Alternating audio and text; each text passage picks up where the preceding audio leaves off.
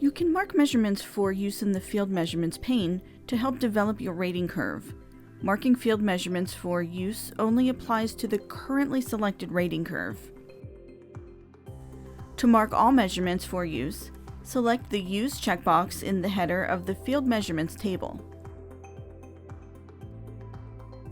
To mark one or more measurements, select the Use checkbox for each measurement.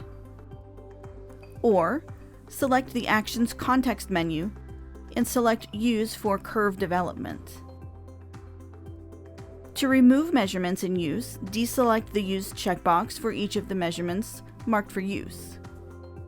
Or, select the measurements and select Don't Use for curve development in the Actions context menu.